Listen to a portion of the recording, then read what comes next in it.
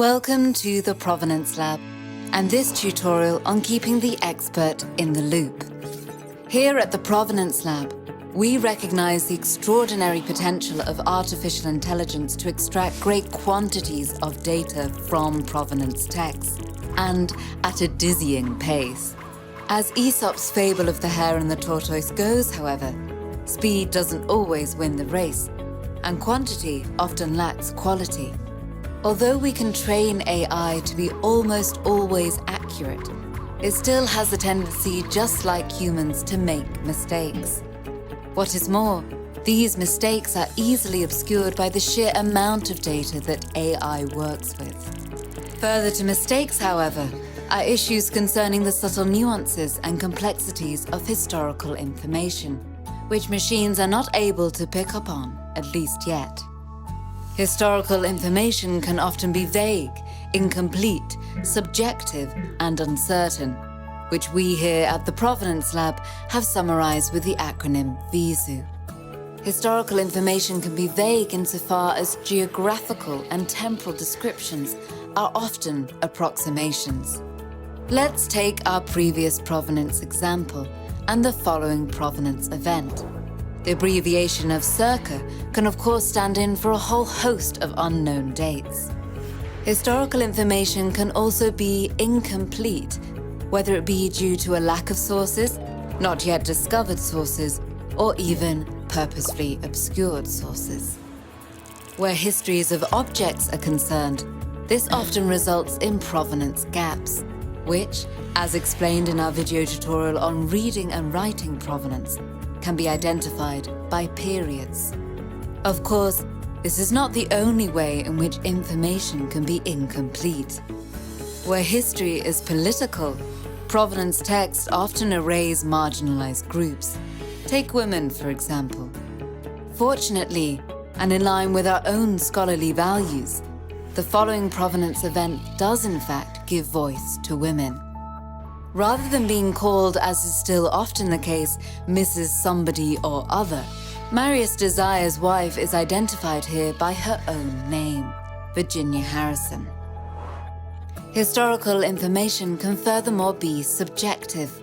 When researchers fill in historical gaps in provenances, for example, they often formulate very different hypotheses based on distinct sources, and sometimes even hypotheses that contradict one another. One such example in our provenance text is the source on which the first provenance event is based, which is referenced in the footnotes. Finally, historical information can often be uncertain, insofar as researchers formulate their hypotheses with different levels of confidence.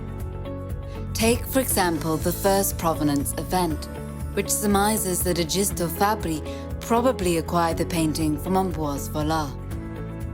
And there we have our acronym, VISU, which you can always recall when grappling with vague, incomplete, subjective, and uncertain information, something that historians habitually do. Indeed, this acronym highlights the need, above all, for human intervention. For without it, we risk making precise, complete, objective, and certain that which is simply not. I mean, what part of our lives, never mind history and what we have recorded of it, has ever been that straightforward? For this reason, we here at the Provenance Lab are implementing a human-in-the-loop approach, which enables researchers to interact with provenance data. Once, that is, provenance data has been extracted by artificial intelligence from provenance texts. This human-in-the-loop approach consists of a two-step, two-speed digitization process, which sounds complex, I know, but can basically be explained through the fable of the hare and the tortoise. First comes AI, which, just like the hare in the fable, relies on speed to perform well, extracting enormous quantities of data at a lightning pace. Then comes the researcher, who, just like the tortoise, does not rely on speed, but rather sheer doggedness when evaluating and ensuring the integrity of the sources that they are working with, which in this case is data. As the saying goes, Slow but steady wins the race. Unlike the fable, however, AI and the researcher are not running against one another in a race to perfect provenance data, but are rather running together, as if in a relay race. Of course, if they were competing, we can only hope that the researcher would win. In this way, the Provenance Lab means to strike the right balance between the quantity and quality of its output when producing provenance data. Which brings us to our next tutorial on linking provenance data at the Provenance Lab.